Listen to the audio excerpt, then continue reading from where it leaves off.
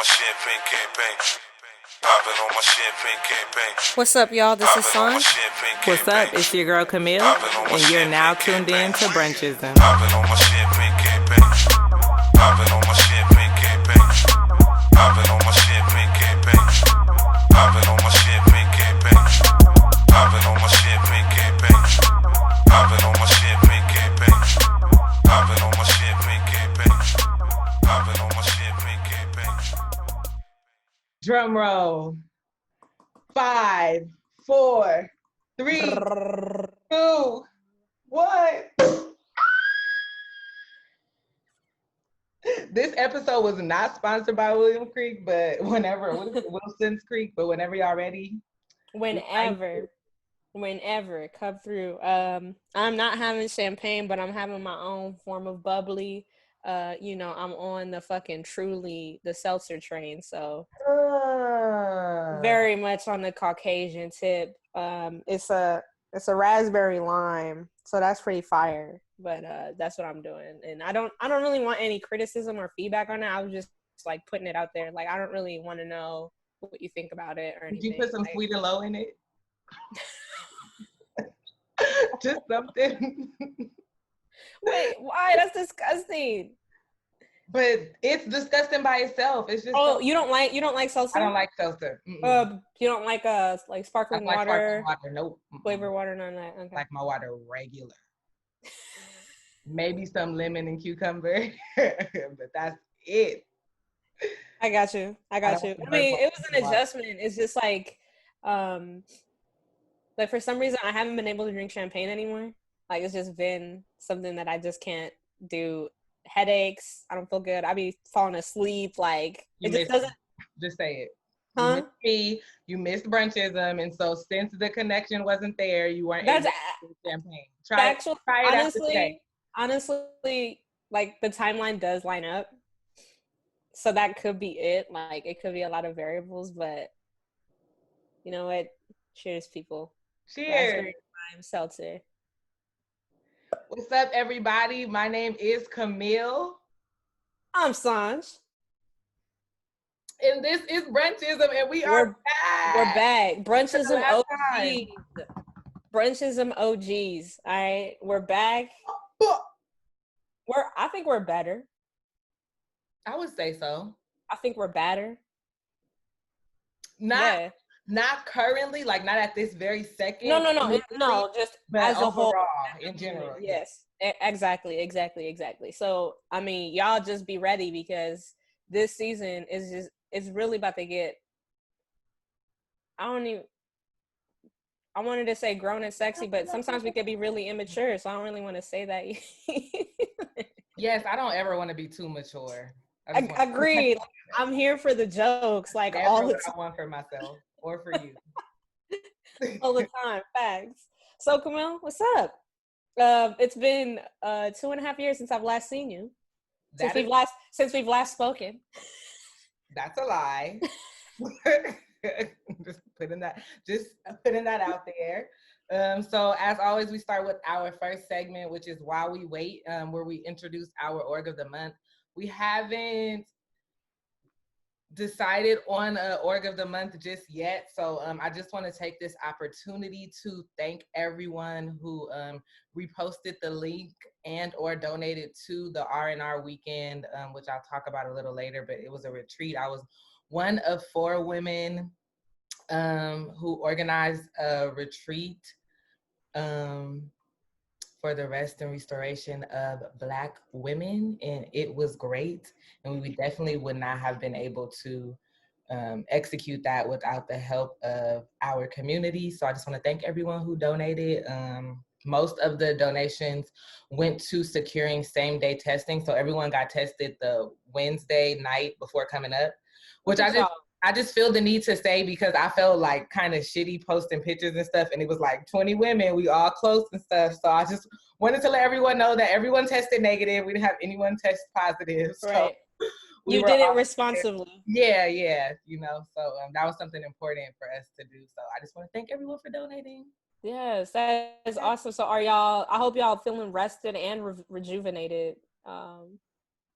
Because that was dope. That was dope to hear about. I don't know, like we talked a little bit when you were planning it, and I thought it was the coolest idea. And so I mean, I was like, damn, I'm proud as hell. This shit looks dope. I couldn't believe what you were doing because it seemed like this like almost extravagant idea for like something that honestly it's like a space that's not necessarily always held in the way that it's held. Like it's, you know what I mean? It's rest and restoration, not like save the Black community right now. You feel me? Like that's not really that's not what happens when a gang of like activist Black women get together, is like taking care of yourself. So I mean, I thought it was so dope. And it was good because everyone really like took full advantage and utilized the space. That's great. Like it came really on time for everyone. So yeah, it was cool to be a part of. And I was nervous even because my initial role was supposed to be some behind the scenes, was supposed to be as a coordinator, because we did have, shout out to Jasmine and Jordan, who were our coordinators for the weekend. But my initial role was just supposed to be that. So I was just supposed to come up the weekend of and just like help do like. Oh, you weren't initially planning? No. And then okay. Kristen had asked me to like step up in the role of an organizer. And I was like, you sure? Like, I ain't never done nothing like this before. I'm not nearly like as far along on my like spiritual journey as some of the rest of the other women. So I was like a little like a hesitation, a little level of insecurity. And I really saw myself just like flourish and grow like That's dope. And I was just really appreciative to like learn how to plan something like that and just to be a part of it. It was amazing. I can't say that I'm physically rested because, you know, niggas was still working, but like I did take advantage of as much as I could during the space, and I still have the workbook to like work through shit here. But niggas was journaling. I was closing my rings on my watch 2 times a day. Like calories burnt, move goals set. Okay. I was journaling, I was walking. We had a half day of silence. And niggas was quiet. You had a half day of silence? You was quiet for half a day? There was one, probably like a 30-minute period where I wasn't quiet just because like you could visibly see the smoke there. Oh, okay. Okay. And so while everyone was in silence, while we were walking around, they were like trying to get our attention without talking and point to the sky like, hey, is this about to burn down? Like, what's going on? So like maybe we should talk. Like, do we need to dip? Like So we took like a second as organizers to kind of like chat real quick, make sure everything was safe, type something, like post on everyone's door. So that was the only time where I actually had to talk. But other than that, yeah. That's dope. How was that? Like the silence? At first I was like, I'm not gonna do it. Like, if we gotta pick a person to point for the day to be in charge, I'll be that person, and y'all can enjoy y'all silence however you see it. It was hard. Yeah, I was like, I'm just not gonna do it. And then as we got more into it, I was like, okay, I'm gonna try to do it for 3 hours. And if I could do 3 hours, that would be enough for me. But I ended up doing it the whole time. And like I said, look at that. I journaled. The thing that got me though was like, you're not, I guess like at an official silent retreat, because one of the Kristen has done a silent retreat before. They don't even want you journaling or reading. Like, it's really walk, eat, sit, sleep. Really? So we weren't like that extreme with it, especially because it was new to most people. But I didn't listen to music, which was hard for me. Like, wow. I didn't think it was restrictive other than not talking. Like, I didn't know there was more to it other than like not talking. I mean, you can do, what is best for you at the end of the day, but that is how it's traditionally set up. Some people did listen to like just meditation music, I didn't listen to any music. I journaled, I walked, I swam, and I didn't read during the silent meditation hours, but I did a lot of reading in general while I was there. I walked. I don't know if I said that already, but it was cool. Oh, well, really cool. That's awesome. I'm hella proud. Like, even just to hear like your experiences with it and like the planning aspect, that's huge. But like you said, shout out to everybody who donated and like helped make that weekend possible. Because again, it's not something that's like, at least in my opinion, it's not something that's commonly held in space. So I felt like it was timely as hell. Like, I don't know. even more what things kind of started to happen. universe Like, shit happened to where like the retreat started when it did. But like it was so timely. I'm like, this is like literally the perfect time for y'all to be doing that because it was just so much happening. So it's kind of cool to have like a retreat during that time. safely. Right. You tested and shit like that. You had PPE, like y'all was doing it right. So that's what's up. Yeah, so it's cool. Also, animals and things were there. So, Which ones? coyotes. Oh, not the coyotes. I think because it was Labor Day weekend, like a bunch of people were up there. So, like, I'm pretty sure a bunch of people Okay. without Lil Rex, because the way that those, like, I heard either they was set tripping with each other, like the foxes and the coyotes, or they was killing little dogs. And I think it was a little bit of both. So it was just like, You said they was set tripping. they were set tripping for sure. It's not a doubt in my mind. Yeah, but that's kind of my menu. Oh, was that it? Well, we can flow into your menu or like the rest of your menu, and then I'll go. I don't mind at all because you already on a roll. So you did the R&R weekend. That was more recently, I guess, more like Yeah. in general over the past. I think the last time Brunchism had an episode was right at the start of COVID, like at the early March. I remember, right? And then, everybody stopped. Yeah. Everything stopped. Since during that time, I have moved out of my daddy house. Still in LA though. So like, I guess from where we start, when we both started Brunches and we were in San Diego together. We done been everywhere. We done been apart, and now we're still apart, but back together virtually because COVID has taught us that we can do anything. We can do anything.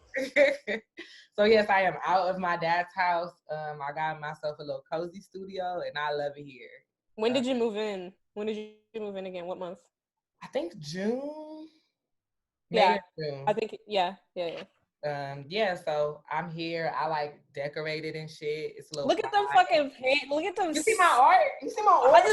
I've been holding it. I've been holding it, but like, yo, there's some pieces right there. That's the Instagram. It's the Last Supper. If you can see, if you look on my Instagram, I posted it, but it's the Last Supper. Yeah, I seen it.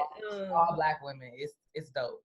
So you interior designing. You got shit on the over here. Mr. Curtain.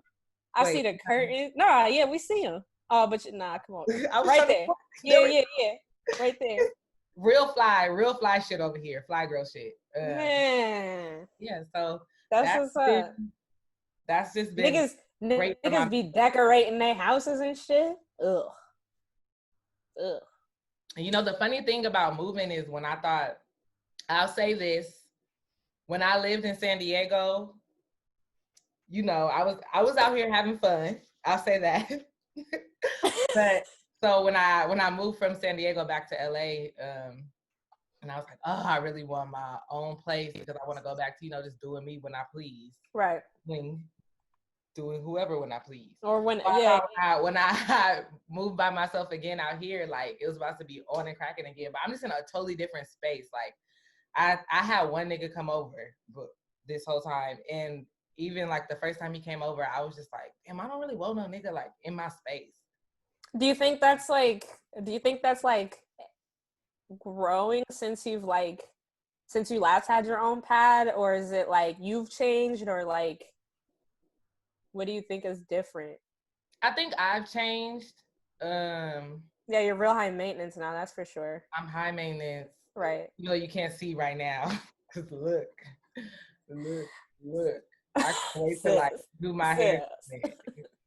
But I've only been back for a little over 24 hours from the retreat. Right. It hasn't been that long. To get myself together. But yeah, I love it here. It's really been good for my mental. And then I also am not at that god awful call center anymore. So that has been great. I really like my new job. And I just recently got the opportunity to kind of I got a new job opportunity that I'm excited for. I just don't want to say too much without revealing anything about where I work because No, it makes sense. separation of church and state. It makes sense. Yeah, so I'm just overall like feeling good. Good things are happening. Things are progressing. Positively. The stars are lining up like in your background, you know? Come on now. Come on now. What about you? What have you been up to? What is on your menu? Who are you? Where did you come from?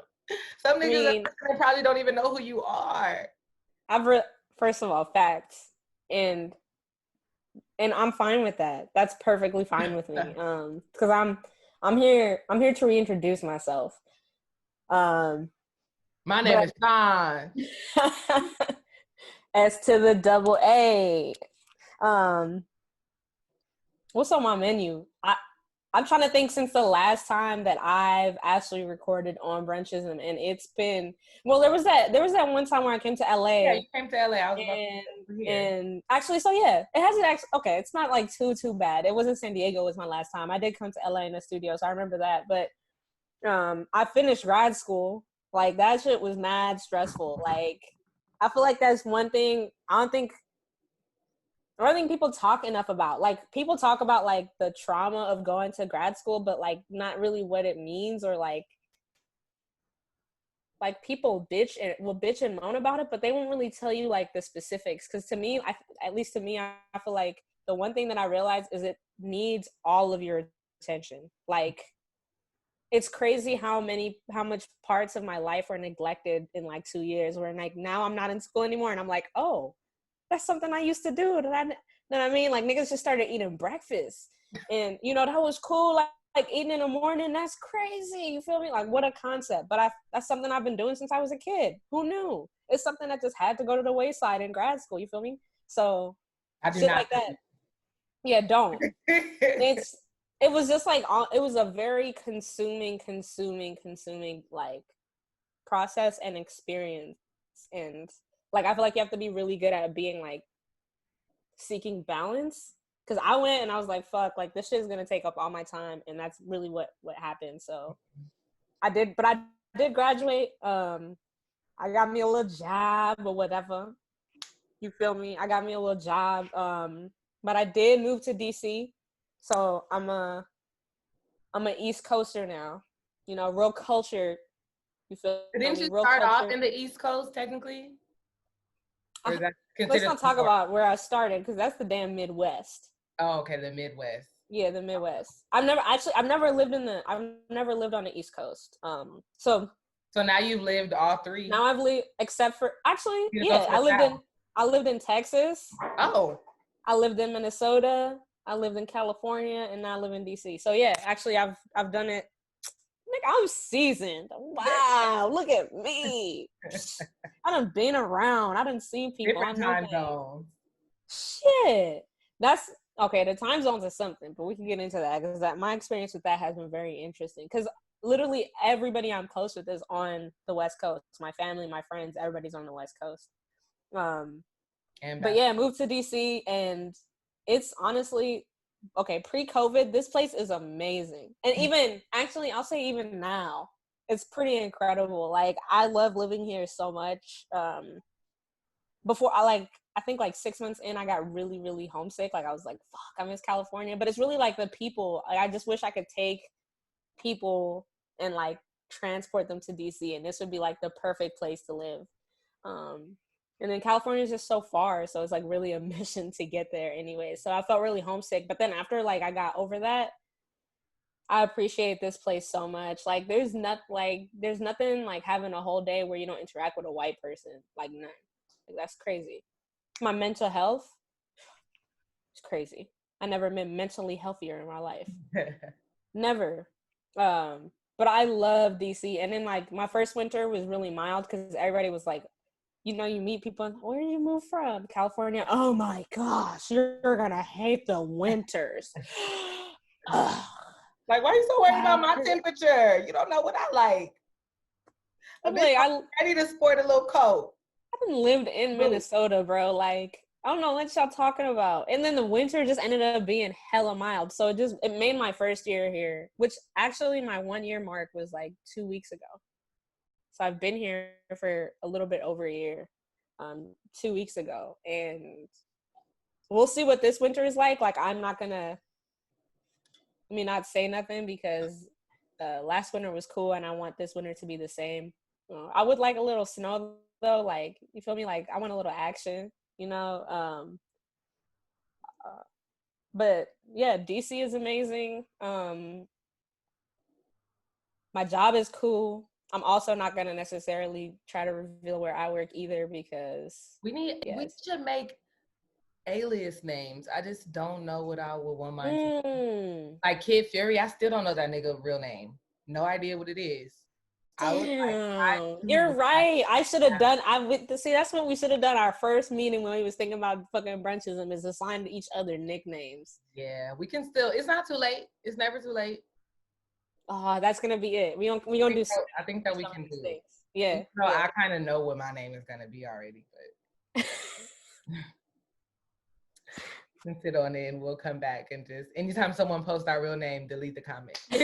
Like, nope, that's not it. No.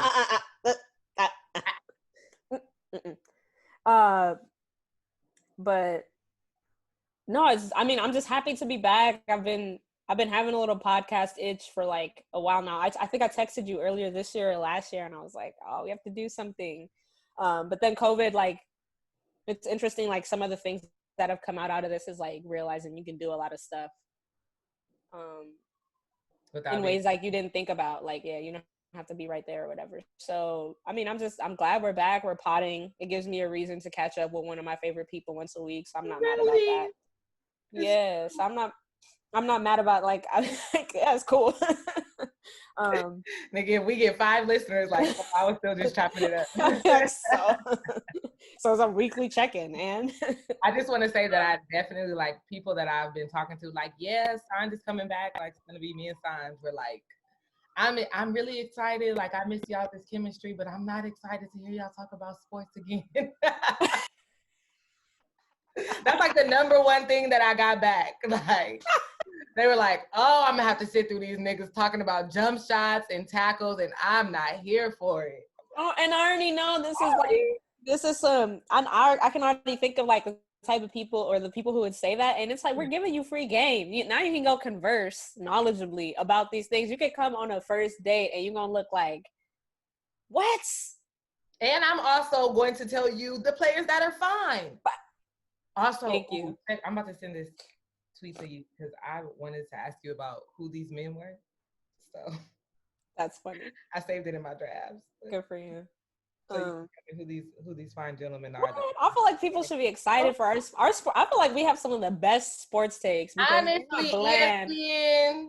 Like, they're not bland at all. We be having the best sports take because not only do we like rate attractiveness, we also talk about skill.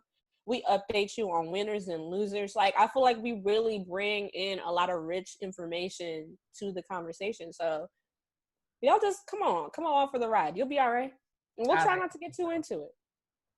I like to think so. You know, sports for dummies. Not that you are a dummy if you don't watch sports. You know what I mean? How they be having the books. That's what I'm talking about. Oh, no. It's just the books. It's, the yellow book, the black text. We got it. Nah. You get what I mean? Yeah. No dummies. But yeah, I feel like it'll be fun. I think we've both grown a little bit. I think our conversations end up being a little bit different, but I love it. Like, I think it's cool. And I'm excited. To get back to this podcast. In the closet. Bruh. Closet. Niggas don't even know. No mics. Facts. In the closet next to each other like this, all up on the computer. Man, and just like DIY the whole thing, like just learned literally every single day to do some different shit. Like, every time we record, we're like, oh, that's not how you do that? Okay. Oh, this is the wrong piece? Let's send it back. Guitar Center? Nah. So what are you guys looking for? We don't know. Tell us. Please tell us what we're looking for because we're trying to figure it out. I'm trying to, like, that's why we're here, sir. People, like, always, when they're trying to start a podcast, ask me, like, what do I do? Where do I start? And I'm like, literally, just start. You can just start. Just start. And, like, work out the kinks as you go. Work out the kinks as you go. Like, just learn as you go. It ain't. You could That's be, the fun part. yeah. We started with zero equipment, like none. A laptop, and that was it. So, and look at us now. Real SoundCloud rapper style. Facts. Facts. Look at us now, nigga. I still don't got no mic. I gotta go. It all just happened. It all happened so fast. Coming back and recording. Nah, but you know, like you upgraded the laptop, and I'm sure the mic on there is. Oh yeah, I got the red. What is it? Retina display? Where you yes, yes. yes. You got the touch screen. 2020 laptop, okay? The touchpad or whatever. Yeah. Stop You saying good? that. Niggas get robbed. I don't got nothing. This laptop is from 2014 and it's barely working. Oh, I'm out here just putting your shit out. Yeah. Just kidding. It's Niggas actually niggas been up during COVID, okay? I do not want people to think that I am one of them. Facts. I be looking like, sometimes I be wanting to call my mama and daddy, be like, y'all could have just let me run with a few scammers just a little bit. Because now I'm just a little too scared, but man, do I want to scam, because they are up right now. And I would use my scamming capabilities for good, right? Like, I'm not saying that I would never buy a bottle of Casa Azul in 1942. Mm-hmm. I'm saying, though, that I would like do a whole bunch of good stuff first and investing and like get a new whip and like, you know, donate some shit, maybe start a new program, start some plants and have a nice little good garden in my backyard that I could like share with the community. And then if there was anything left over, possibly, you know, some reckless nigga shit. But all I've been seeing is the reckless nigga shit. I'm like, I would use my scamming capabilities for good. Bail some protesters out of jail. But see, that I bet you Robin Hood shit. A lot of scammers start out that way, see, Miss. A lot of scammers start out that way. I won't know till I get the power, huh? Yeah, and then you get hungry and you like, fuck them niggas. Fuck them. I'm out here for my own shit. But I will also give a little bit of my scamming money to like a nigga to flip too. Like I don't know. I have so many ideas to do with my scam money that I'm not gonna scam to get.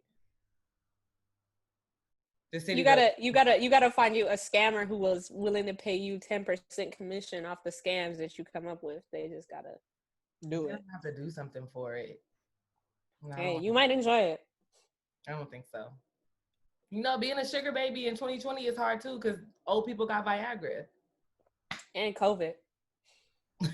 And worms. Yeah, it's getting heavy out here now. And wrinkly parts. Okay. See, this is another thing. I've had so much less penis talk in my life since I last recorded. Like, there's just not as much penis talk in my life. And I've been fine with it. I did start to miss it a little bit, but then I was like, that's weird. And then it made me question my own sexuality. And I was like, whoa. You need the balance. I'm secure. I'm secure. Talking about dick isn't going to make me straight. I promise you. I'm not looking to turn you straight. I'm just saying a little dick talk won't hurt. Nah, that's for the niggas who be like, don't talk about that gay shit around me. That's you. Don't talk about that straight shit around me. Don't talk about that straight shit around. Nobody want to hear that hetero shit. None of that. Oh, speaking of shit.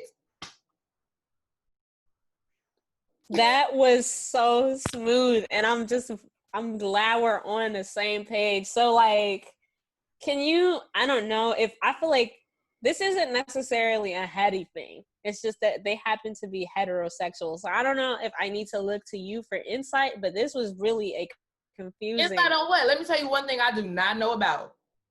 Being shat on or shitting on people in the literal sense. I know about shitting on niggas, but not literally shitting on niggas. Wow. That I woke up and I was like, I saw Odell was trending on Twitter, so I'm like, oh shit, the Browns traded him. No, the Browns landed on him. The Browns landed on him. Oh, to my surprise, it's not that the Browns traded him. The Browns landed on him, and he wanted it that way. That's kind of allegedly. And some also like I don't know. I don't know. How do you feel? Let me ask first of all, how do you feel about that whole podcast, that whole situation? I'm not really I a fan. hate Those girls, I feel like they just need to be, I don't know. I hate No Jumper podcast and I hate Vlad TV Mm, for how they are very police like with the questions that they ask, how they use their platform to just kind of like spew and light fire to like stereotypes and just negativity towards Black people in general. Um, I just have never saw it for them for those reasons. But the more I just see these last interviews that they did, first with the girl that like fuck the sons or whatever, and then now the girl talking about pooping on Odell. It's just like, why I shouldn't know this for many reasons, but like the fact that women are like fighting to be on the platform to talk about their sexual experiences with these Black men, the fact that Black men are yucky enough to stick their penises or whatever, even let them put their fake little balloon lips on their penises, like, is just a lot to handle. It's just so many things.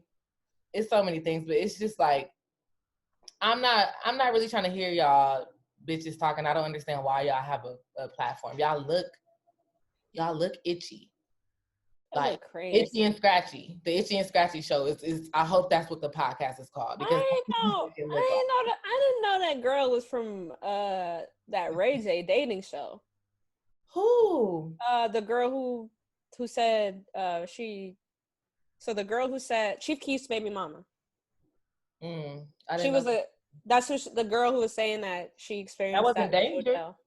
That's her, homies. Was it Danger? Yeah. That was her? Yeah. That's Danger? She was that's her. So she was Slim Danger, right? Slim Danger? I didn't know that was the same girl. Yeah, so that's the girl who was talking about Odell, and that's Chief Keef's baby mama, but she really was like on what was Ray J's show called? For the Love of Ray J. For the Love of Ray J, yeah. I didn't know that was the same person. I thought Danger looked different. But I can't say that. I'm sure she wishes she looked different, but that's just her face. I don't know. It is what it is, bro. Like, we all just gotta do what we gotta do. Sorry. It is what it is. Facts. Yeah, that's her. I'm pretty sure. No. Danger has a tattoo on her face. This is a different girl. It's confirmed. It's a different girl. You see? That's Danger? Yes, this is Danger. The other girl looks more like the thing from Men in Black. Oh my gosh. Not an original joke, saw it on Twitter, but it applies. But yeah, that was nasty. I don't really care if it's true or not, because some people are into nasty things. Like, as long as you have consent and you want to be shitting on people or being shat on, that is your business. I don't want to know about it, and I don't think we should know about it. And I think the fact that she was definitely on fucking. She was on there. She was on there for the Love of Ray J. She's just not Danger. Her name is Slim Danger. I don't know if that's but they talk about on this article. They talk about that's where she got her fucking nickname. She looks different than. No, that does. Yeah, no. The picture you just showed, I feel you. The picture you just showed me doesn't look like her. Yeah, because even her Instagram is the real Slim Danger, and that's her. Yeah, go on her Instagram. Oh my gosh, yo, she looking crazy. I don't want to see. My stomach hurts. I've been drinking and. No, don't, because this is nasty. Yeah, I feel like, I mean, isn't that the same show that the young lady was talking about Trey Songz on too? Mm-hmm. Yeah, it just seems like very like clout chasing, and I feel like it could be really harmful. Like,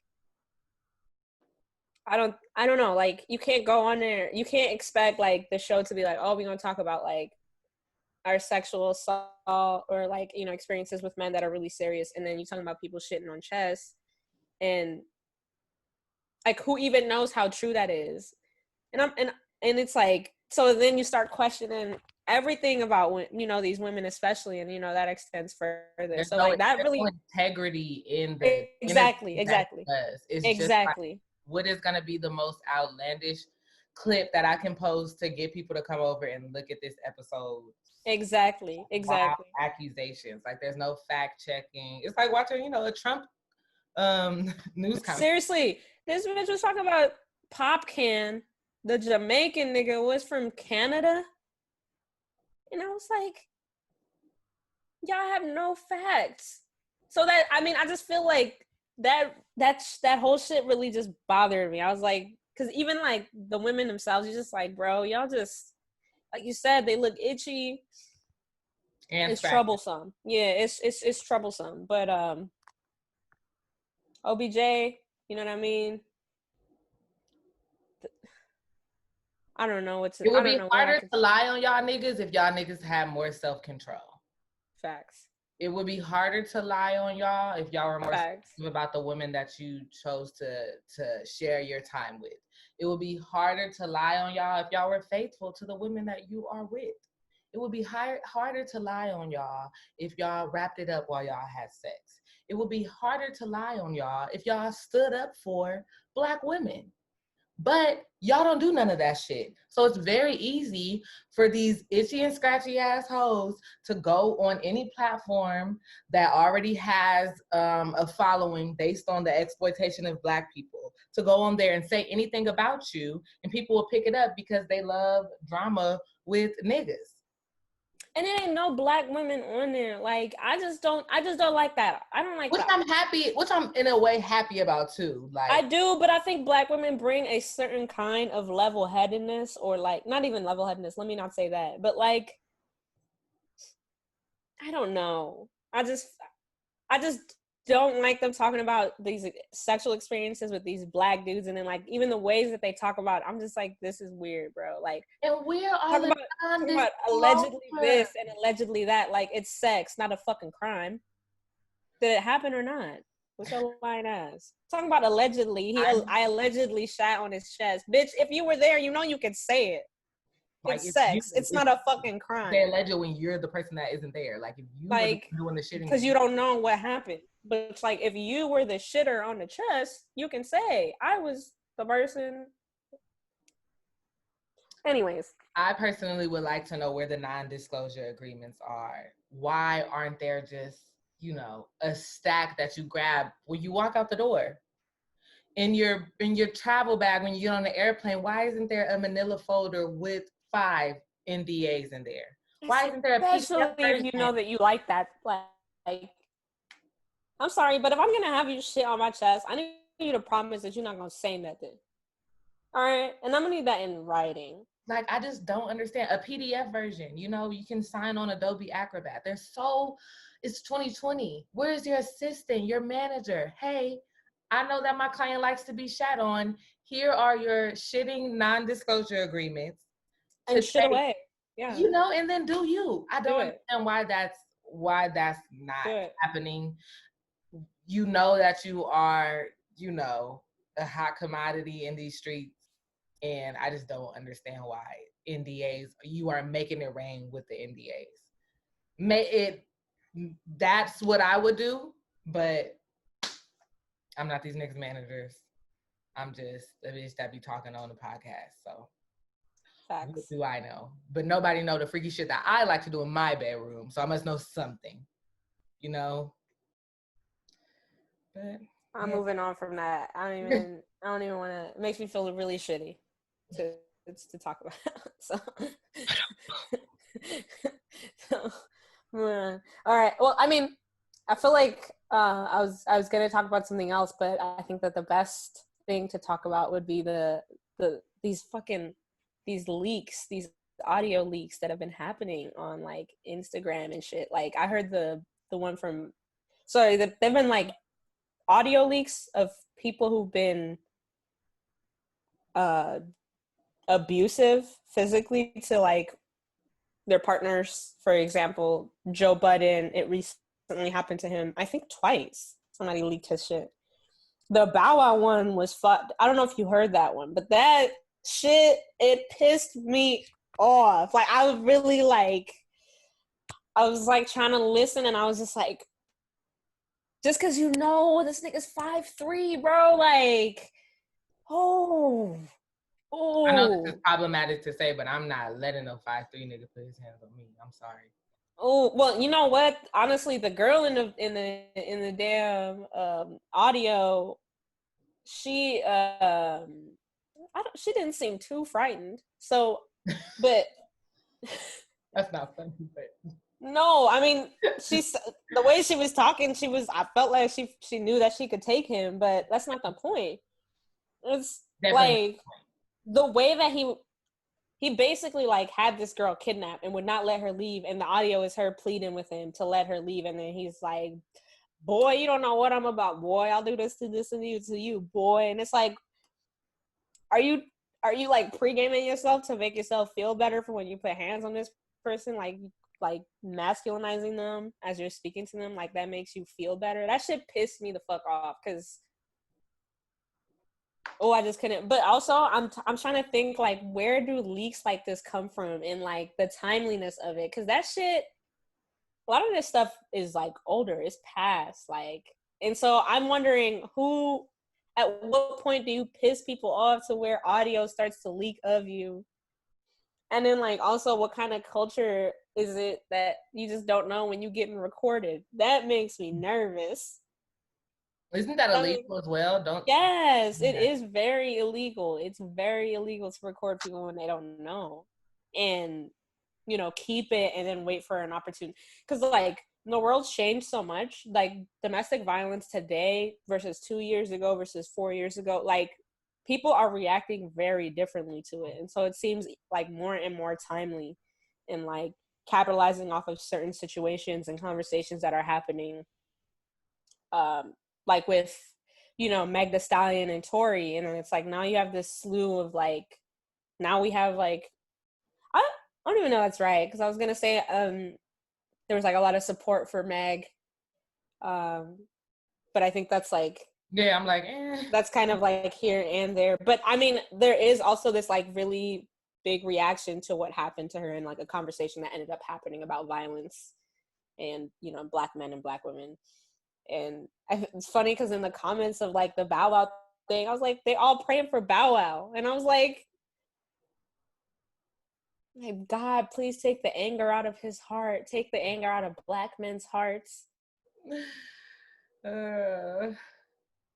He punched her in the stomach when she was pregnant.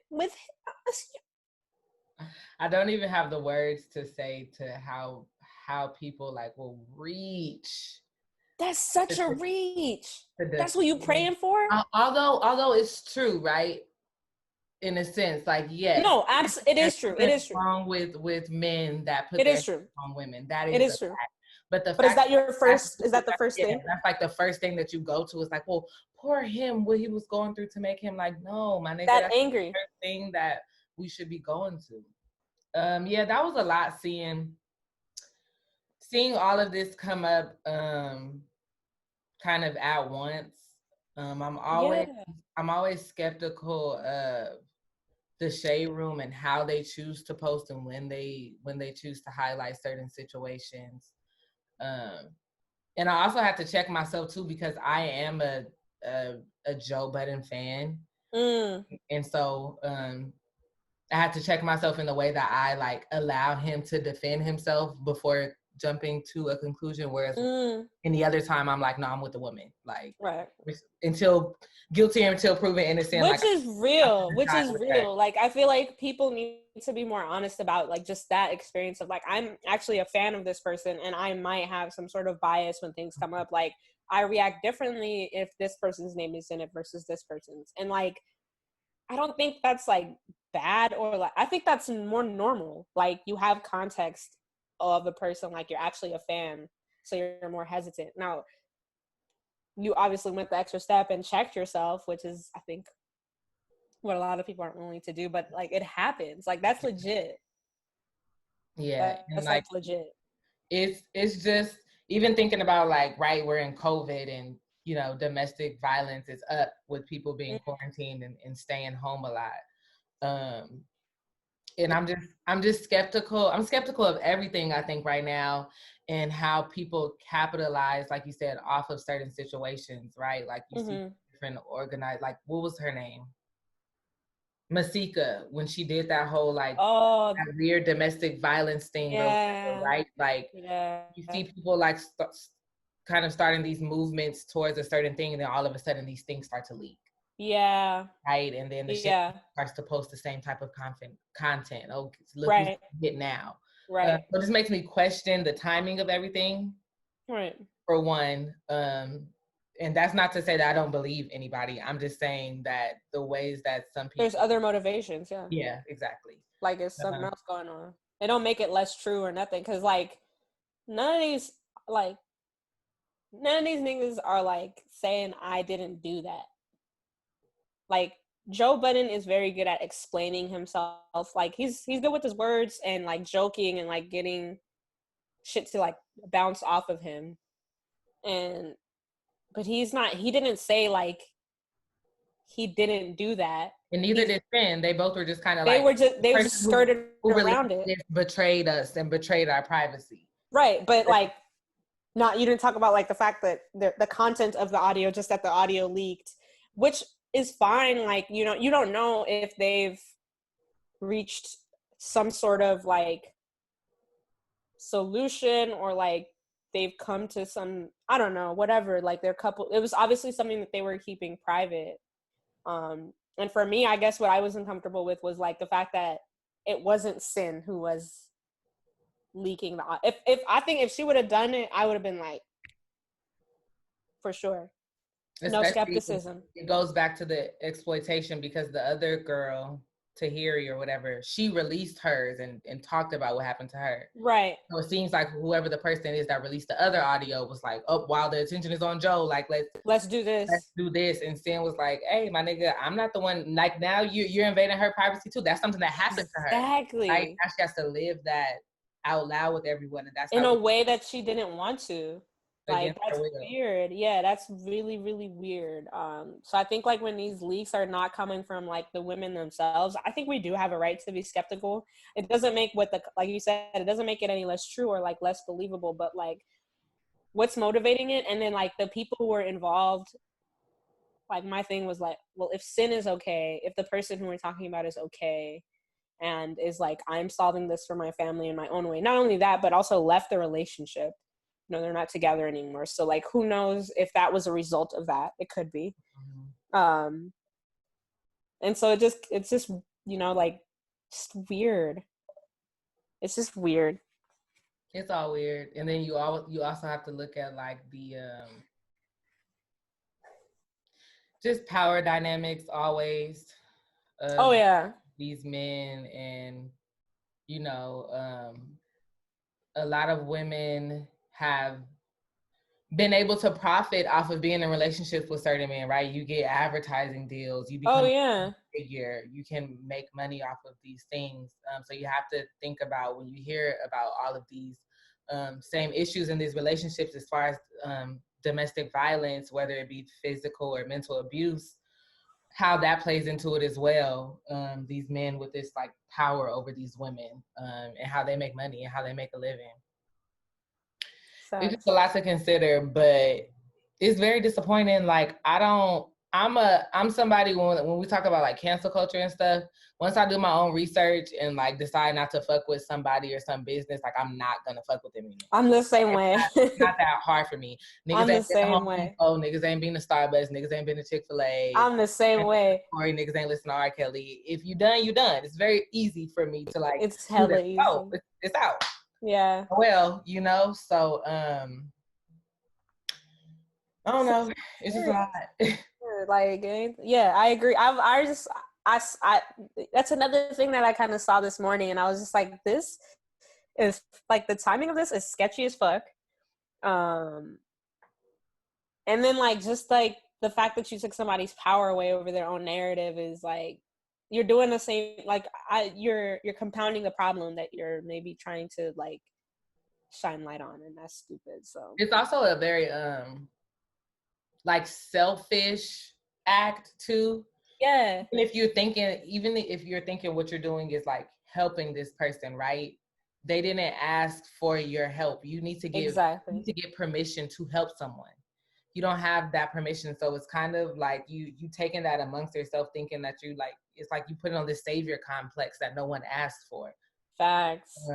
So what gives you the right to kind of put this person's like whole business out there? Whole shit out there. That's not no shit to like. I don't want everybody to know that I have been a victim of somebody putting business out there that I did not want anybody else to know.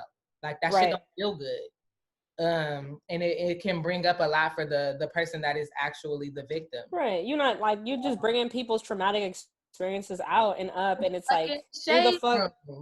Who are you? Like that's weird. Like that's very weird. That's very very weird. Unfortunately, it's like shit that people just eat up. I don't know how, but people do. Like they like it, and so because it distracts them from whatever the fuck they got going on. That's true. It is pacifying. It definitely is that.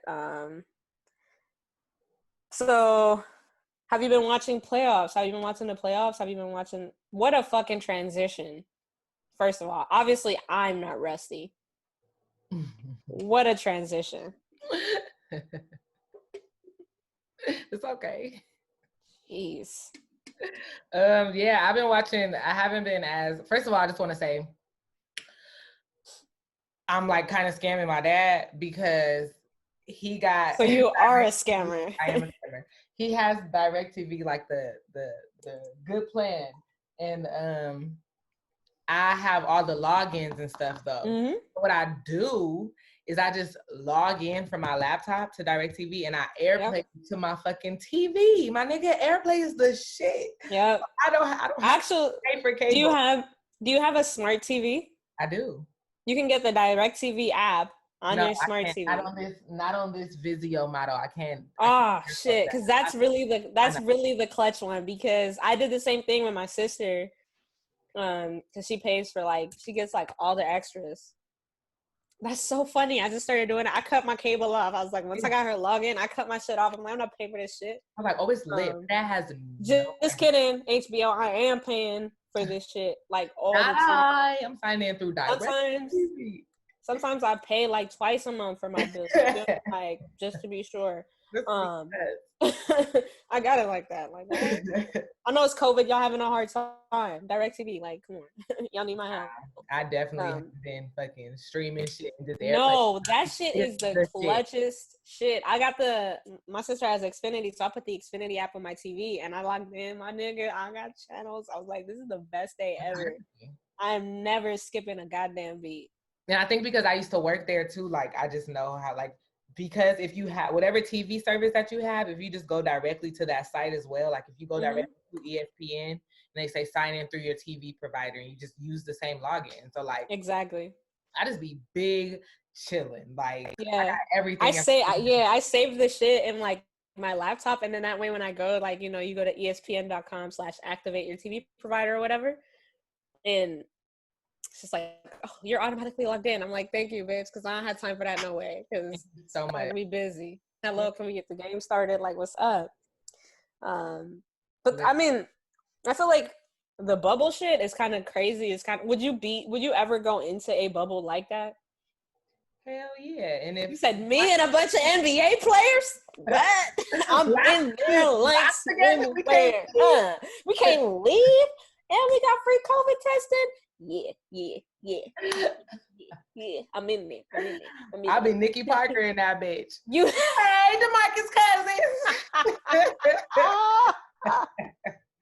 What, nigga? Please do not put me. Hey, Saanjh. Hey, Cal Lowry. People was making all those comments. No, you're not about to get started on that. I've been seeing you tweet about Cal Lowry, and I am insane. Tia Cooper. It's not Cooper. Who's that? The fine WNBA player for the Sparks that all the niggas are going crazy over. You don't know who I'm talking about? Let me Candace find her. Parker? Not Candace Parker. No, not Candace Parker. Her name is Tia. I thought it was Tia Cooper, but I'm gonna Google it. But anyway, niggas was talking about her being thick, and I was like, y'all could just watch Kyle Lowry. Like, he pays for the record, bruh. They had like a slow-mo video of her backpedaling and her booty was doing this. I'm like, Kyle Lowry does the same. Y'all been watching this. Y'all been watching thickness. What are y'all talking about? That's hilarious. Kyle Lowry and his old bubble butt, man. Oh, yeah, man. It's Tia Cooper. What's her name? T-E-A Cooper. I'm gonna look her up. Not, Yeah, you know, just for research purposes. You know, niggas was ignorant, like, oh, I'll watch the WNBA now once they see some ass. Fuck y'all. But yeah, I was like, y'all can see the same thing with Kyle Lowry. He right there, thick as hell, and y'all just choosing to overlook him. But yeah, I've been watching the bubble. I think that they should keep this format forever. And what format? Still allow people to come. Like once people can attend games, yeah, come. But the fact of having everyone in one space where you don't have to travel, like, gives us excellent basketball. Agreed. Because everyone is well rested. Like, niggas don't. Yeah, because there was like they don't have to change time zones. Like, exactly. Waking up and go. So I like that aspect.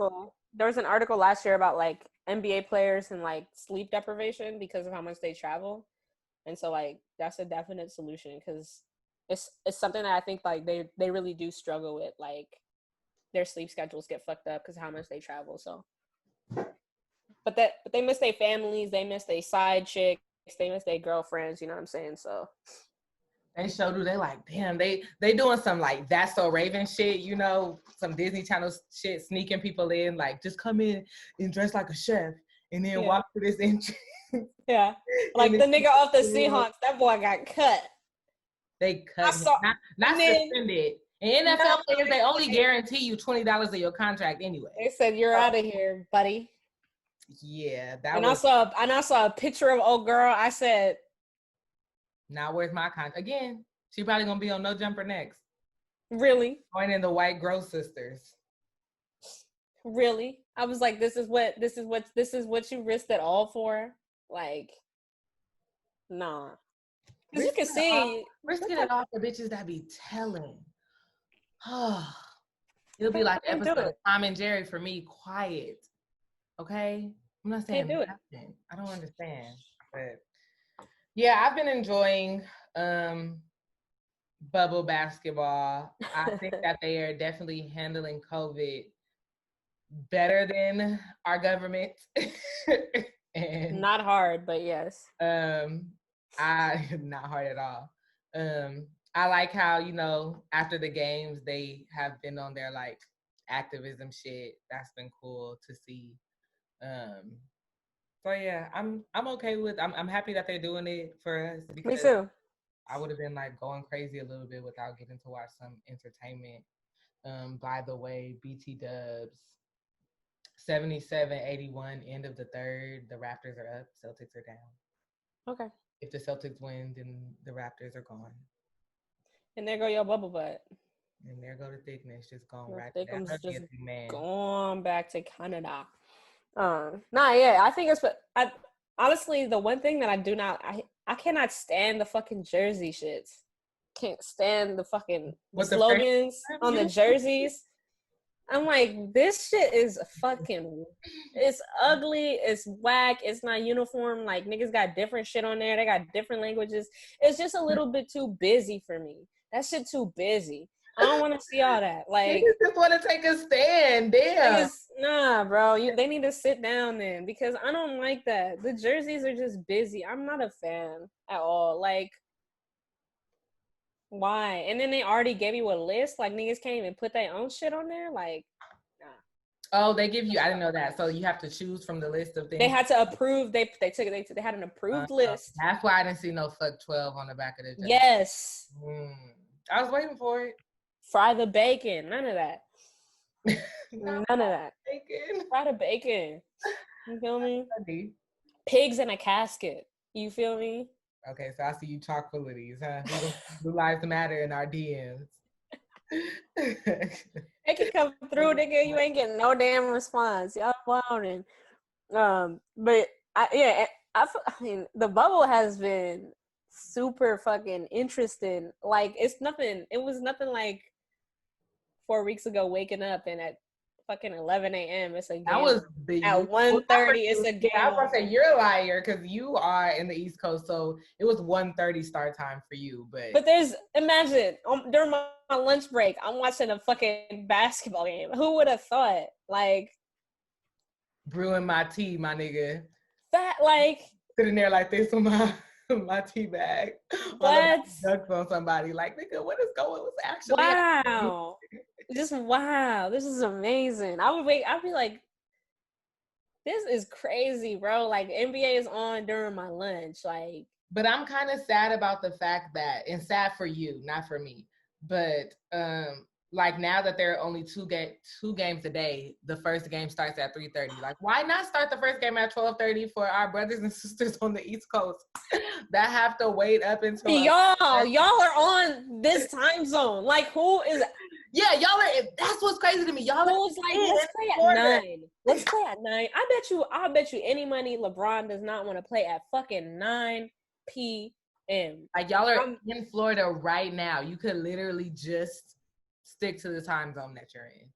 That's what's been crazy to me. Like, I don't understand why as we go later the games aren't earlier so that seriously the players can get rest and that the people on the East Coast can watch. It don't make no sense. I was up till like 11:30 last night, and that was a faster game actually because I was like, oh, these is gonna be done before midnight. This is great.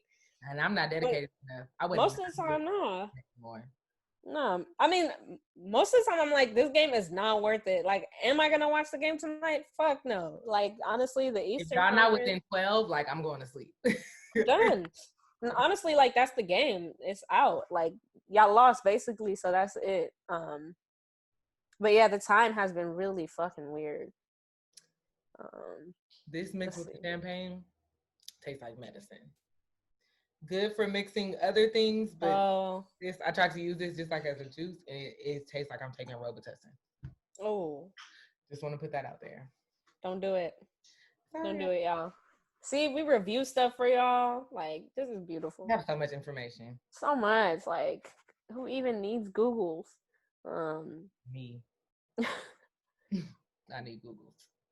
All right. And then the last thing I don't know, did you hear about the payroll tax holiday shit that recently I saw you tweet a little bit about it. Can you talk about that? Because I don't know. Yeah, so like my union is like really good to me, so good. I could see what's up. So what happened was like they're passing these laws or these bills or these, I don't know, acts, whatever. I don't fucking know what they are.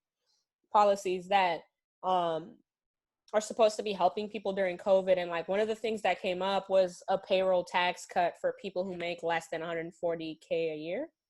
It's 140K a year or 104K per year. I'm dyslexic, so. Both are more than what I make a year. So facts. I was like, doesn't matter how I read it, as long as it's like, yeah, exactly. So about, I think it's 104, 140. If you make below that, basically what they're gonna do is your employer can opt in to not have certain federal taxes taken out of your paycheck, like Social Security, Medicare, or Medicaid, FICA, the taxes that usually, the federal government takes out. We just have to pay them later. Exactly. So it's a deferment. So at first, Trump had said, like going exempt. Huh? Is it like going exempt? What does that mean? You know what that means? Like as a worker? Yeah, you can go exempt. Like you can choose, like, don't take my taxes out of this paycheck, and then. Oh, I think it's something. I think it's similar. It's similar to that. But it's honestly all the federal stuff, Social Security, FICA, and Medicaid and stuff like that they usually take out. So what they're doing is like, starting yesterday, your employers could have opted into that program, which I think most employers are, because it's it's supposed to be putting more money in people's pockets. But I think what a lot of people don't realize it is a deferment. So like until December 31st of this year, that'll keep happening. Like you'll see bigger paychecks basically, because imagine not having those federal taxes that they usually eat up, right? So you'll see a lot more money, which would be really enticing for most people. And I usually think about, like, honestly, Black and brown people first and how money works in our communities. And that would be a real big help, right? But starting January 1st of 2021, they're gonna go double in your paycheck. So they're gonna go have to recoup everything that you ain't give in the past months, and tax you double to make up for lost times. Now, 45 said that if he gets reelected, he's gonna waive this for us. That nigga say a whole bunch of shit. You know. Also, who's us? He never went. Whenever he say us, I know I'm not in that bubble. Also, he's like the vaccine is right around the corner, right? So when you go vote for him, they gonna boom inject you right there. You take it right? first, my nigga. Right. And so like it sounds really enticing because they call it a payroll tax holiday, but it's really a deferment of your taxes. So like you can also talk to your HR and tell them that you still want to continue paying taxes as normal. So like you don't want any of that to apply to you. Like you just want to keep going like you usually do. That way you're not feeling double the tax starting January 2021, which is what's going to happen. And if God forbid you lose your job this year, then they're going to want that money for when you pay your taxes next year. All of it in the IRS does not play, which is why I thought it was like one of those things that shouldn't go under the rug. Like we should all very much understand this, because the one person who I do not fuck with is the IRS. They will get your ass. Something else that is happening too with rent in California specifically. I know that they just passed a bill, and I'm paraphrasing loosely, that the minimum that you have to pay for your rent is just 25% of it. Mm-hmm. If you've been affected by COVID. Mm-hmm. But again, that 75% is going to be due sometime. And you'll have until I think March of 2021 to pay that back. But then once you start working again, you're going to have to pay your full rent plus everything else. Yeah. So like it's nothing that they're doing to help us during this pandemic is it's just putting things on pause. It's not exactly not helping anything. Exactly. So they still gonna want their money all the time. Like that's one thing I definitely want people to always know. Like in this country, there's no such thing as free money. Like there should be, because we do, like people get up in arms about like unemployment and shit like that, but it's like, you know, we pay into that, right? Like that's your money. So people should fucking get unemployment if they need it. Like that's so stupid. Even before COVID, when I wasn't working and I tried to get unemployment, like there were so many, I couldn't get it. There were so many like hoops and shit that I had to jump through. And I'm like, but I paid into unemployment and I'm not working right now. So why the fuck can't I get it? Like, exactly. It was so hard for me to get it and I didn't even end up getting it. And they do that shit on purpose. Like they make it really difficult on purpose. Like, so my money's just sitting there. That's what you're telling me. I can't give my money and I'm not working right now. So what was the point of it? Yeah. It's really unfortunate. Yeah. So just like shit like that, I'm like, this is specifically going to screw Black and like minority communities, marginalized communities, the people who already live paycheck to paycheck. People who next year like a college fund for them and shit like that. Yeah. Like a bulk of money that they can sit on during and if the IRS tells them that they owe these thousands of dollars, they can easily pay it. Whereas like for us, if the IRS says like they need like 5 to 10K, you're like, from where? Like, look, you're like, I need 5 to 10K too. So like wherever you get it, let me know so I can have some too. Put me on, because y'all seem to always get y'all money somehow. So like, please let me know, because I think it's just so unfair how complicated they make some of these things. And it's like, your employer also doesn't have to tell you that they're participating in this or like that they opted in for this. It's just something that will happen. So I just imagine like next month when people get their paychecks is going to be like, whoa, like naturally our reaction, right, is like, shit, I'm not gonna say nothing. There's an extra $200 here, but I ain't gonna say shit. Exactly. Like, I got my extra money.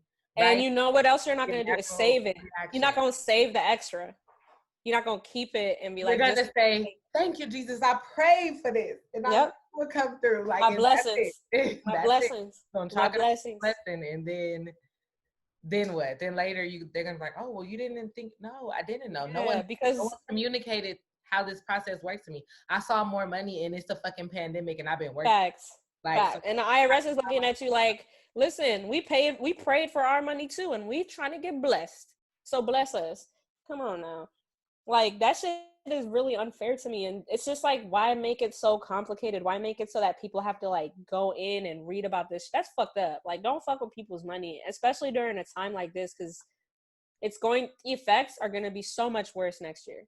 So much worse. Like, especially when the language in these bills and policies aren't black and white, right? it's Like, not clear. I'm not gonna be Yeah. able to read it and just be like, "Oh yeah, that makes sense." Understand. I'm like, "What? What even is that Doesn't word? Like, what? What are it you even doesn't make talking I about?" literally had to watch a video of somebody who's an HR director explaining it because I just didn't understand. Then they even the language they use, a payroll tax holiday, like that, just if they would have called it a deferment, then that would have been like, and that wouldn't even capture everybody. Not everybody would even know, but at least more people would have understood, like, oh, it's just deferred. It's not like a holiday. Makes it seem like just free as hell, you know what I mean? Just like, Fun for yeah, me, like for me, a beneficial. treat. Yeah, Yeah. something So like, learned. yeah, so it's just fucked up. So I mean, I was just telling people, I called some of my family up and I was just like, hey, just contact your HR if you can, find out if this is something that they opted in for. And I said that it's in people's best interest to opt out. Now, some people may need this money and might feel like they're going to have better luck next year and they'll have the money to pay it back. And that might be true. So it might actually work for you. But I feel like most people, if you're living paycheck to paycheck, it's better to continue doing that than to go into fucking trying to get in with the IRS next year and like figure this thing out. And then on top of that, they're basically taking money away from a lot of our social programs like Medicaid and social. If we're not paying into them, that means they're not funded and they're needed. And We asking like it just from one specific place, and them niggas still say we're gonna take money from everywhere else. from everywhere else. Yeah. And it's like, We gave specific instructions. We we want want to money from abolish the here. police, but in order to do that, we will start with defunding their ass. And they said, "Oh, you mean take money away from everywhere else, Where y'all need it. Okay, and then get it back great. later?" Great. Nah, yeah. So that's something that I mean, obviously it's been No, a thank lot you of for shit sharing that, because I wouldn't have. politically that's been like rubbing me the wrong way, but there's things that you can just see like really are going to be like I'm really nervous for next year and what that might look like for folks, when things get quote unquote back to normal, because a lot of people, it's just not going to happen that easily, and it's just, to me, a lot of traps. So just be aware. I say call your HR, ask some questions, find out if you're doing it, and if at worst, if you can start getting extra money in your paycheck, save that shit, put it away. If you can, because that's If you also can, a privilege, right? To be able to save. right. Everybody doesn't have. Well, that. it is, but my thing is like, it's better than being asked for that money back double later, right? So like, I feel like if you are in a place where you do need the money, I think it would be more beneficial to just continue as you are rather than have them take out double and now you don't have enough for rent or something like that because they're doubling double taxing you or something like that. You know what I mean? So that's really that really bothers me. Like, it really, really bothers me. So I just wanted, I just wanted people to just know that that's happening and that you actually can call and opt out. And if you're not going to opt out, at least like have some extra dough ready for next year. They are going to want it back. Like, it is what it is. And that was Saanjh with our financial freedom advice. The segment, it started already. Jeez. I love it. Oh, that's good information. Agreed. All right. So do you have anything else for the main course, man? It's been a big old meal. I don't have anything else. It was just kind of like a just blah, Yeah. talking, just chopping it up. Yeah. Agreed. First episode back. But no, Facts.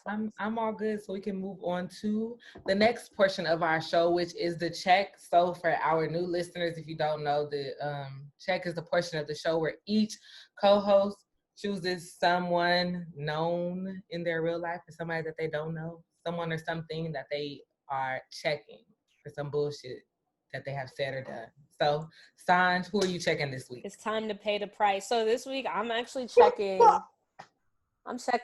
Jessica Shrug. I don't know if you heard about this lady, but she is a young Jewish woman who has allegedly been living her life as an Afro-Latina, as a Black woman. She's actually here in DC.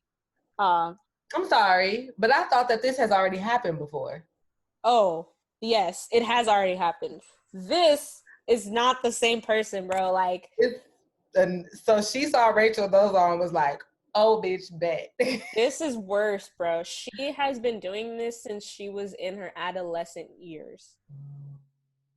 She has been like pretending to be Black. Does she have the one drop rule anywhere in her blood? Like, is her great? She is Jewish than a motherfucker. She is a white Jew. Not even like on no Drake and Adonis type shit. She's just... No. I'm trying to help this out, but okay. No, like not at, and it's really, she's in the I think Africana studies major. She's actually won a lot of like prestigious awards that are really, she won like the Frederick Douglass Award. She won like was this like a Sojourner Truth Writing Award? Like, she was at like Afro punk lecturing. She's like really, she also teaches about like Blackness. And so how are they fooling us, I guess, is my concern. Because I feel like I would know if I came across a white woman that was like playing Black. So I guess I interestingly, so you know, like sometimes it gets weird, like in the Black community at times where you don't, if somebody says they're Black, it's really weird to be like, no, you're not. Because even like identity issues for people who are lighter tone, like they feel like, you know, like you're not accepted because you're not dark enough, but you do know that you're Black. I know I have friends who could be passing for other races, but they are Black. And so it's also like, it can be a little bit touchy, but the thing is like, she got caught. So there was actually a person who suspected this and reached out to other colleagues and was like, hey, I don't think she's Black. And they like dug up shit and found out who she really was, and we're gonna like expose her. But then she exposed herself and got ahead of it. So she wrote like a big old Medium blog post and was like, I have a mental illness, like blah blah blah blah blah. Somebody got to start beating these bitches up. And that's telling me. And that's just real. Like, somebody got to start beating these bitches up. And she would like, it's interesting that because the persona she's created is very, she's not like, I also don't get, like, if I'm pretending to be Black, like, I'm not gonna be in the Africana studies like department. I'm gonna be in like, I don't know, bare minimum to like slide through. We're just like, I'm just gonna be somewhere else. I'm not like, gonna be a leader. I'm gonna be like in the literature department. I'm gonna be somewhere else. And she was talking about like, she's Puerto Rican and Black. She's from the ghetto from New York. She's from like, I don't know, whatever borough she was claiming. She had been claiming this borough. And so now we have to question, right, your definition of what Black is, because is that your reasons why you felt the need to connect to Blackness? Because all Black people are not from the ghetto and from the borough and from that's it's a big part of, you know, Black American culture, but that's not all that it is. And that's not that you could have kept, not to say it like this, but you could have kept your story real and still pretended to be Black. I don't want to, you know, like that sounds weird, but like, I know, I understand what you're saying. You could have still had the upbringing in the past that you had without lying about where you're from and being from this neighborhood and, you know, being a Boricua. And it's like, you're fucking like, oh gosh, Boricua. Yeah. Oh my God. Yes. Hey, I'm sorry. Yes. So that's what she was claiming. She was claiming. She's like, fucking, Afro-Latina. Then she claimed she was Caribbean. So I think she's different kinds of Black people to different people in the different spaces that she occupies. So I guess she pretended to be Afro-Caribbean. She pretended to be Afro-Latina. And really the thing that really bothered me the deepest was that she got all of these awards. She got these publications. She got invited to these speaking engagements, was constantly taking up space from Black women. Like each time that she was in a space, was invited to a lecture, got an award, got a grant, because that's what the fuck she did with her Blackness, is she got grants, she applied for grants, she did research, she got paid off of that fucking identity. And each time that you did that, you are literally taking away from one of the most marginalized groups, Black women, like hustling out here in academia, dealing with racism. Who knows where they came from? But like are literally taking opportunities as a Jewish white woman from Black women, like as a Jewish white woman. So you like are already right. I want to get canceled like Nick Cannon, but you as a Jewish white woman, already have certain privileges Exactly. and advantages. Exactly. So the fact that you were taking away space and resources and accolades from people that need them when you're somebody who was like born with that right, whereas we weren't, is fucking insane. Crazy. It makes no sense. And I think one of the best tweets that I've seen is like somebody was like, how come every time people pretend to be Black, they don't go get a job at like, the Jiffy Lube, Walmart? Like, why you always gotta be the high achieving Black person? Like, cause it's not easy for Black people to do that, to rise to those, like systematic racism is literally consistently making sure that you don't reach those heights, specifically for Black women who experience gendered racism. So it's like the sexism on top of the racism and being Black. It's just gross. Like, I don't know. It's just, so we're sending her a fuck you. We sending her some virtual hands. Possibly, you said she was in Los Angeles or DC? No, she's here in DC. Like, with the most Black people ever. That don't make no. I just don't get it. From what I heard about the DMV, like it's active. She finna get caught. Like right around the corner. So I'm gonna get caught. Like, it's too many niggas here. Yeah, somebody gotta call out the fade. Like I'm advocating for that. Too many niggas here. Yeah. So that's my check though.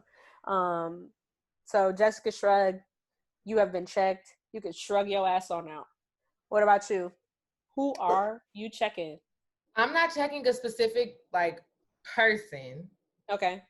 But I'm checking an industry maybe, or like an idea. But you heard of Lovecraft Country, I'm sure. No, you haven't? It's a show. Okay. I don't know if it's HBO or Starz, one of them shows, but it's a show that everybody has been kind of like. Have you watched it? I watched the first episode of it. Oh, okay. And so apparently it's a sci-fi show. But it's an all-Black cast. Journey Smollett is one of them. Oh, okay. Yeah. Okay. And so I watched it, and I'm a big sci-fi geeky person. I love reading like sci-fi books. You're a big old geek. Sci-fi stories. Big old geek. Shout out to the hot girls. So I watched the first episode, and it was good. It wasn't a bad show, but my problem that I'm starting to experience with, it's not starting because it's something that's been a thing, but I just want to watch a show or a movie that I find good with a Black cast that doesn't have to center around Black trauma. Like, please come back, Atlanta. I don't want to have to, because Lovecraft Country is centered in like the 60s, right? Oh, I don't want to have to be called a nigger on my way to the plot. I just don't. I don't want to have to watch, a show. I don't watch The Chi, but one of my friends told me, and spoiler alert if you do. I watched The Chi, but I'm caught up. Oh, okay. Spoiler alert. I think one of the recent episodes, like some girl was, I don't think she was left. I don't think she was dead, but it was like implied that she was like left in a ditch somewhere, right? Something like that. Oh, So like I don't want to have to deal with, I feel it. getting shot a bunch because they in the hood and bitches getting raped and kidnapped and being called a nigger, and I don't want to have to deal with that part of the show for me to just enjoy something. I just want to have a show with a black cast. I want to watch Girlfriends or Atlanta. Like, I understand that certain elements, because we are black, are going to be included. I get that, but Doesn't have to I don't want center the it. background and like the premise to be set in slavery or the 60s, or like, Right. deep in the hood with the trauma and everybody daddy, Right. the homies is in jail. Like, that's just, I live that every day because I am a black person in America. So I just want to be able to watch a show with a black cast, and it don't have like the premise of it isn't so heavy and traumatic. Like, I'm over that shit. I feel you. And like, I just want to be able to just be. I just want to be able to see. I want to see a girl like tie her hair up at night because that's what we fucking do, and that just be a part of the story. But yeah. I don't want to have to see her like be, a caricature or just go through all these traumatic experiences. Like, does that have to be a part of every story? And then it's hard for producers, right? Because those are the only stories that get nominated and get these awards. Like, oh, you played such a good slave and you played such a good, like, that's all that gets recognition. I just want to be able to just watch some shit, and it's just so happened that the niggas be black too. That's it. And like, I feel, and I don't, it's not even like that. I don't even mind like certain, like, I don't know, certain tropes. Like there's certain kinds of trauma that aren't centered on blackness. Mm-hmm. And like, there's like black women being sexually assaulted, that's like, all right, we live it. We like already we know that's the highest affected group, like you said. Like, so it ain't no need for you to turn on a TV show and see that, or, getting called, a nigger. Like, you don't need that. It would be nice to have, some non-black specific trauma. Just something else that doesn't have to, you know what I mean? Like, I don't know, equal opportunity trauma, if that's a thing. But like, I feel you. And speaking of the Shy, actually, I actually ended up skipping over I skipped over that whole storyline for the whole second half of the season when it was because it was just like I said, I don't know nothing about it. That's just, I was expressing these feelings to someone else, and they told me about the Shy. So I was just like, damn, like another show. I'm not in a rush to just. No, it's literally like I already watching it. I envisioned people being traumatized, and even for myself, like I skipped over her whole storyline, the whole second half of the season. Anytime that those scenes started, I was like out, because they're like, sometimes they try to make it too realistic, and it's just like, it's just not necessary. So I'm with you. Like, we do need better black storytelling. Atlanta, please come back. Like, I really miss funny shit. I miss like jokes. Like, that's why I'm happy. Like, I'm telling you, isn't Girlfriends coming like tomorrow, maybe? Is it tomorrow? I think it might be tomorrow, but whenever Girlfriends comes on Netflix, like, niggas will not be able to find me. I love Girlfriends growing up. Like, I just knew I was an adult. It was about to be me and my 3 homegirls. Yeah. All this just living life as like bad black bitches going to the fucking tea shop or whatever that restaurant. Facts. I just knew that was finna be my life because I just like that. Like, just seeing 4 women who happen to be black just living life as women, right? Like, right. Yes, I understand that there are some things that are going to come up specifically because you black, but I don't want the premise, like I said, to be like a traumatic ass experience. Like, I'm just, I'm so over that. It makes sense. That's my check. Just producers, writers, or people that are like searching for producers and writers. I don't know, A&Rs of the film industry. Don't know if that's the title, but just please give me something else. Like, I live through being black every day. I understand what the traumas are. I'm tired of y'all profiting off of our trauma all the time or telling us that's the only time when we are valuable and worth recognition. Yeah, Niggas just or want a regular entertaining. show. Like I that just want shit a is. regular show with niggas in it. It's Like, also not entertaining. Like it's I not don't see how that's entertainment. what's that show? Scandal? Like, Scandal was cool, but what would have been better for me is like if I would have once saw Olivia Pope wrap her hair up at night. That bitch was just falling asleep. Like, oh, I know you was putting on. That's not facts. You like this is science fiction. Where is the motherfucking bonnet? Fuck is going on? Like, you know, just little things like that. Just that little addition would have been cool for me. You know, like we ignoring her blackness. My nigga, she never did the hair wrap. She wasn't combing it and swooping it. I never saw it not once. She would just wake up and go to sleep. No flat iron, no hicks. You feel me? No edge tamer, no We're toothbrush. not buying it. We're not buying it. Nothing. It was just like wake up and go. Like, oh no, bitch. That's not how that shit is happening. Dirty. That was my check. I feel it. I feel like you're probably not the only person who feels that way. Like niggas have been asking for this shit for forever, but they still keep giving us these tired ass narratives. And TV, like for me, I used to watch TV a lot, and I've like separated from that. So now when I do like sit down and choose to watch something, it's like an escape, you know? So like it is, yeah. To not be able to escape because y'all are just like putting me back in the place that I'm trying to get out of, or like something that I know, or putting me in a place that I wasn't even in before. It's like I wasn't thinking about that, but damn, now I am. They're like bringing up shit like, damn, that sparks a memory of me that I like was doing a good job of bearing. But now y'all are like highlighting this sort of trauma. Like, no thanks, don't like that. But yeah, I feel it. That's my check. All right. So the next segment is the tip. And so again, for our new listeners, the tip is sort of like the opposite of a check. This is a time for us to recognize like somebody, some people, or like Camille just did experiences that have been positive that like deserve to be recognized as like adding just general positivity to our life. So like when y'all go to a restaurant, you tip somebody because you know you got some good service. Hopefully now is COVID, so everybody getting a tip no matter what.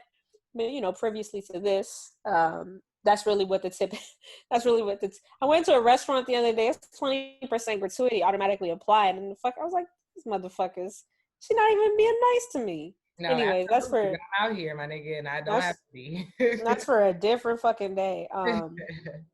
But yeah, so the tip is it is the opposite of like the check for us to recognize something positive that's happened, something for us to recognize and like affirm. And so Camille, who you tipping this week? So I have 2 tips.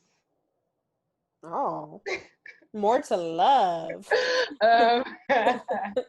One, I just want to tip all of the women who participated and helped run the R&R weekend that we talked about earlier. It was just such a great experience for me and for everyone involved that I just feel the need to say it again. Like, thank everyone for sharing, for leading and following in that space.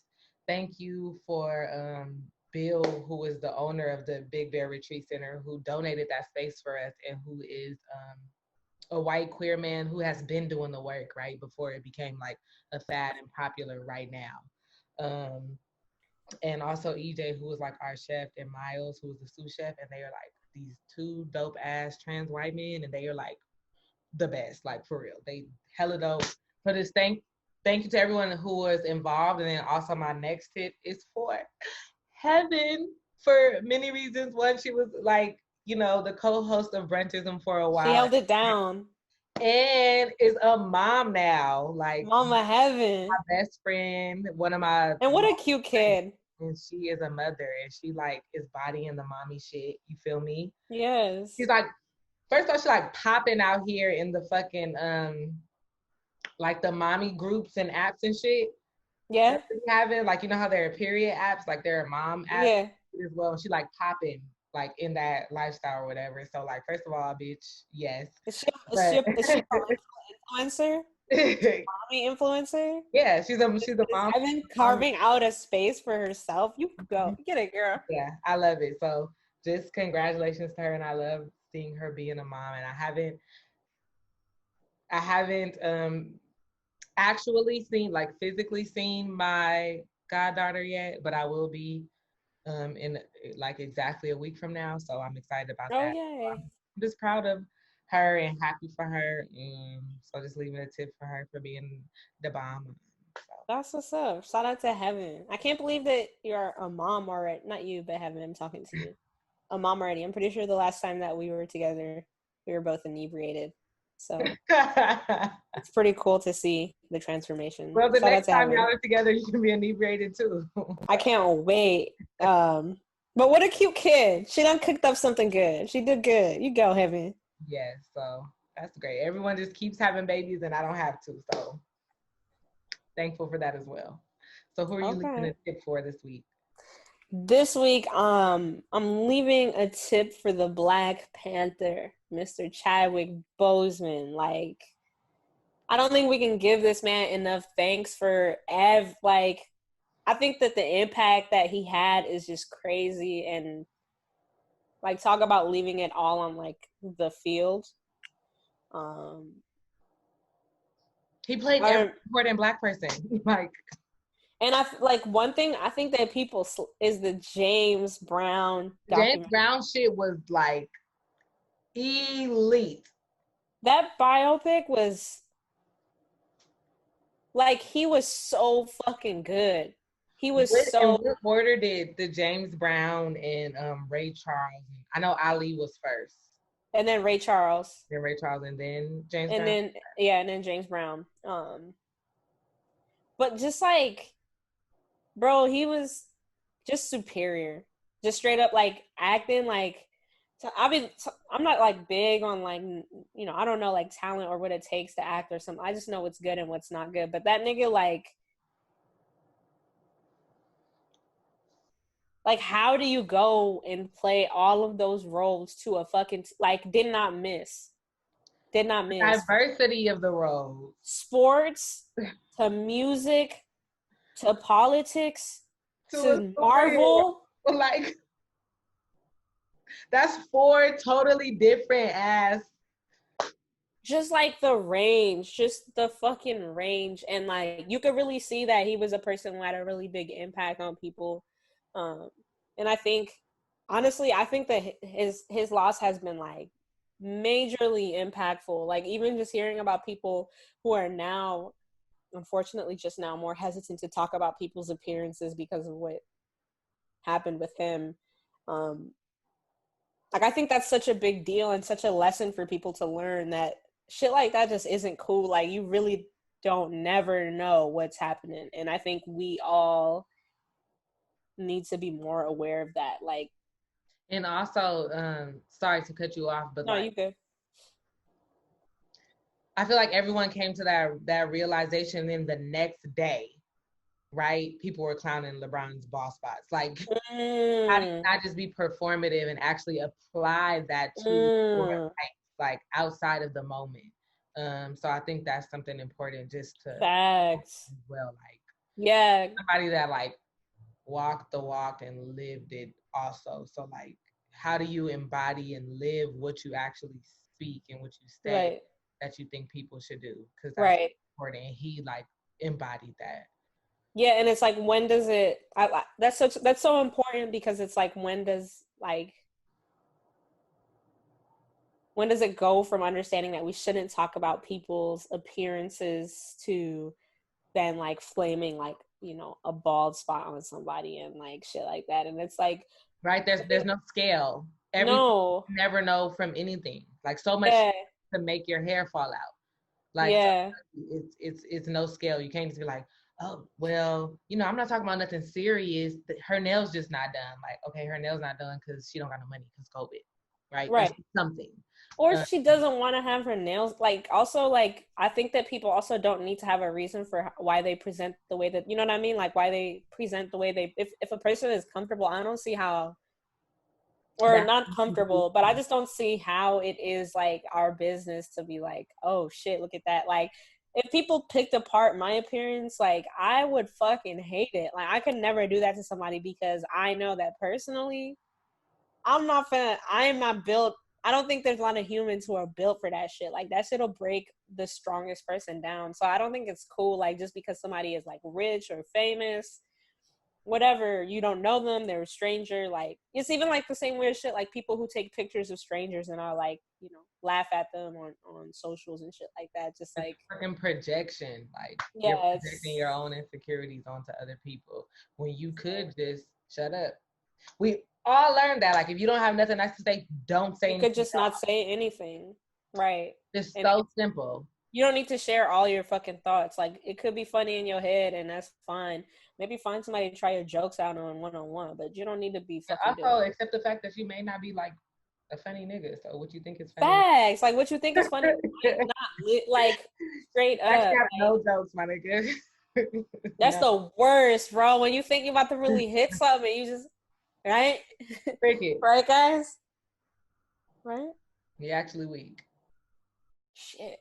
So let's No, but I feel like Black Panther weekend was it was such a big deal to go see that movie, and like the that was one weekend where I know like the Black community, and it was so much solidarity, like seeing people show out in their outfits in the movie theaters and like just be Black as coming to shit. the movie theater with Sunday dinner and shit, snuck in Factual. purse, like in the diaper Yeah. bag. Like the amount how he brought us together through his performance for that.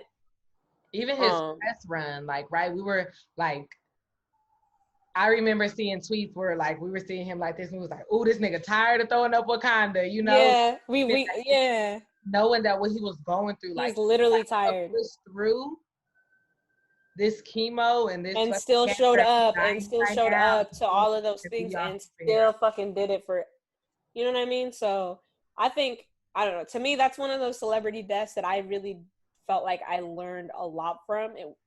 It wasn't confused, like there was Kobe's death was really confusing for me, like that just never, to this day, it's still Nipsey something for me.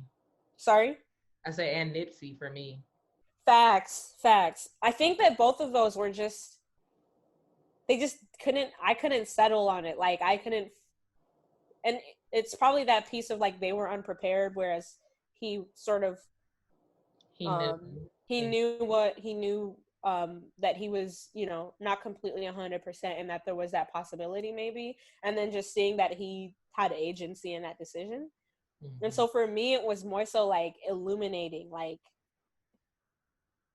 I'd rarely find like celebrities and people like that like inspirational, but that shit was like, wow. Not to say like that people should work through their illnesses or anything like that, but just like the way that he carried himself through it. And the work that he chose to do, right? He specifically chose to very much Black so stories. Very much so.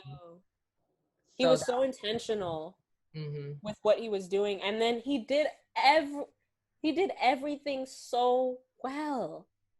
He did every single one of those, he did every single one of those fucking things so well. So Chadwick Boseman, man, will absolutely be missed, and not gonna watch Black Panther at least twice a year, every year, moving forward. And sure. Unfortunately, because you know how Black folks like to do, unfortunately, we're about to have a generation of niggas named Chadwick. Facts. I thought a little bit about naming my kid Chadwick. I can't lie. Ooh. It came into mind. I won't do it though, because it'll be about 30 of them in a classroom. You know what made me sad too? And not to be like too fake deep and also like pretty tipsy, because when I was up in Big Bear, we were like sober living, so haven't had a drink. But like when I came home, Elijah was like looking for his Black Panther toy. He was like, "Where's Black Panther? Like I can't find him." And me and my sister was like, "You don't even know what you're saying right now. It's making us emotional." Oh. Can you fucking relax, my nigga? But I can't tell that to my 3-year-old nephew. But he's like, "Where's Black Panther? Like I can't find him. Where is he? Where's like?" And I was just like, "Oh my God! Like my heart is actually breaking for you, my nigga, because you don't even know. Like Black Panther is like not here." And then on another, like as a consumer, right? I can't even order him a new Black Panther toy because I'm sure they're all sold out right now. Facts, yeah, they're done. So it was just like, you don't even know what you're saying right now, but you were like really giving us all the feels. And like Elijah loves, Yeah, we had a Spider-Man party, but Black Mhm. Panther like right here for him. Like it's definitely neck and neck for both. Right. So I just thought about that too, like little kids finding their superhero, and then they're like, And it's sort of, I feel like it's one of those things where you can't cast somebody else. no, they have to You follow just the can't. comic books unless Like you're. even if later down the road, like you can't. It's almost like untouchable. Well, they're gonna do a remake because every 20 years they do a remake of everything, right? So like that's gonna happen, but Yeah, I guess. I just that feel was gonna like happen anyway. Is the way I look at it. Like, right, I, we've f- lived I through how many? We've lived through 3 Spider-Mans already. yeah, but none of those were too close, and none of them did what Chadwick Boseman did to any of them. True, That true. shit was fucking emotional. Black Panther was emotional, nigga. Like, It had me. woo, woo, woo. I was Yeah. ready. They But had that's the T.I. talking about Wakanda and shit. Celebrities talking about this is Wakanda. Like, actually, it's not. facts. Like, Ti talking about Atlanta is our Wakanda. this is Wakanda. That nigga. He said Atlanta is our Wakanda. Another episode. We wrapping up because we gonna start talking about T.I. Yeah, let me not. All right. Well, that's all we have for today. What a beautiful first episode back. I know. I'm not gonna lie. I felt like nervous in the beginning, but Yeah. it's like riding a bicycle. I think. I guess our listeners will let us know. Like, y'all bitches need a little more practice. Well, look, and we will get some because we will see y'all again next week. So we will be practicing on it. And that's on period. Don't even worry about that. Yeah. All right. See y'all next week. Bye, y'all. Peace.